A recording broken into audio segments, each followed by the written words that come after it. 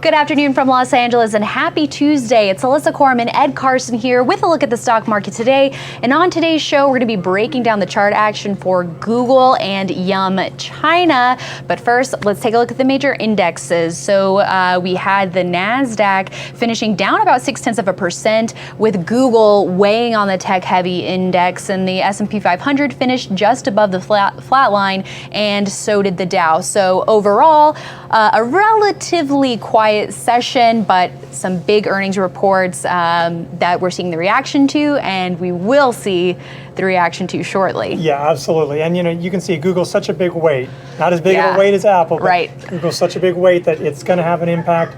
So that hit the NASDAQ, but the S&P, even though Google's a part of that, didn't really get affected. Other things offset that. On the other hand, some of the big winners today weren't that great of stocks, or they tended to be lower, down deep or rebounding off of sell-offs.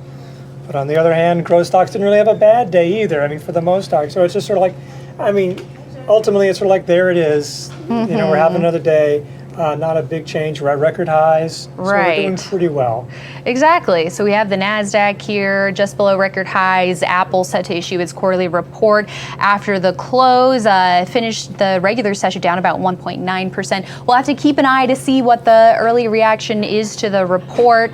And then we also want to take a quick look at the S&P 500 really quickly here. We talk a lot about the NASDAQ, but the S&P 500, it's always good to take a look at that as well here. So we're hovering near all-time highs, S&P up fractionally. I think there's something to be said about making sure you are looking at things day by day, but not getting too caught up in the nitty-gritty of those fluctuations. Yeah, there's sometimes that have a real change in character, good or bad. This is not really one of those times. Yeah, maybe for individual stocks, but not for the market. Exactly. Well, let's take a look at some individual stocks, starting off with Google parent Alphabet, which dropped 7.5% in heavy volume after issuing its quarterly report. Revenue growth slowed more than expected. It only grew about 17% here.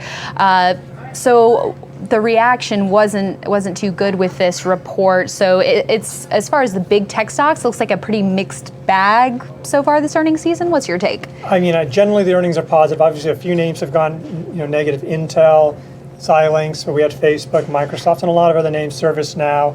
We're going to get a bunch the next few days and weeks. The problem with Google is that it looked great heading into earnings. Right. It hit all-time highs. It was still in a buy zone. The breakout wasn't the greatest. The volume was just okay. The relative strength line was below the handle, but it continued on from there. But this shows you why you really don't want to be buying ahead of earnings, even when everything looks good. And now, I don't know if it's a definite sell signal, but it's closing around that 50-day line. Really sharp drop.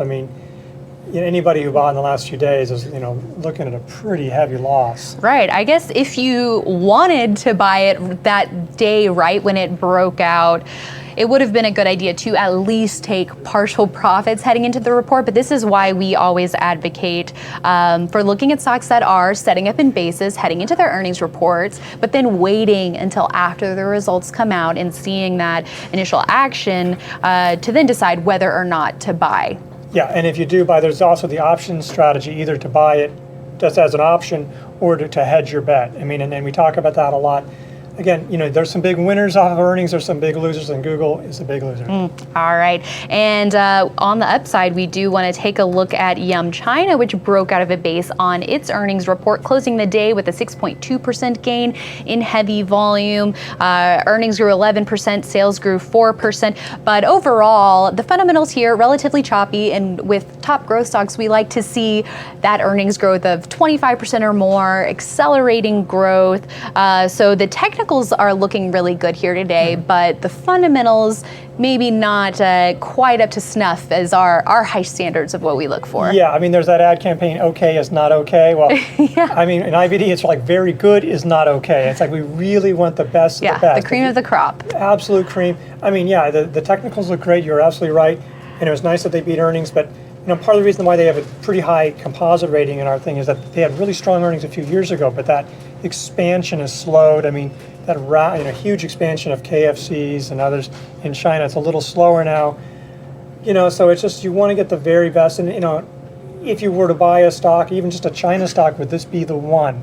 Right. And it's just sort of like you really want to be absolutely just don't just to make sure it's okay. Make it sure it's the very best. You want to get that kind of selection. That's right. And even looking at the longer term picture for Yum China, it looked pretty good after the IPO, but this most recent basis consolidation was over a year long. So it took it quite a while to carve up the right side of the base. And even with today's 6% gain, it's still below all-time highs. Yeah, this has not been a long time winner. It's like, you're right, right after the IPO, it had a run up, and then it's basically been going sideways. All right. Well, that's why it's important to, you want to look at the fundamentals in addition to the technical action. And then also it's good to look at the bigger picture, take a step back beyond the breakout. What has been the historical trend with the stock and the trading action? Absolutely. All right, everyone. Thank you so much for watching today. And we hope you check out investors.com for all the latest stock news and analysis.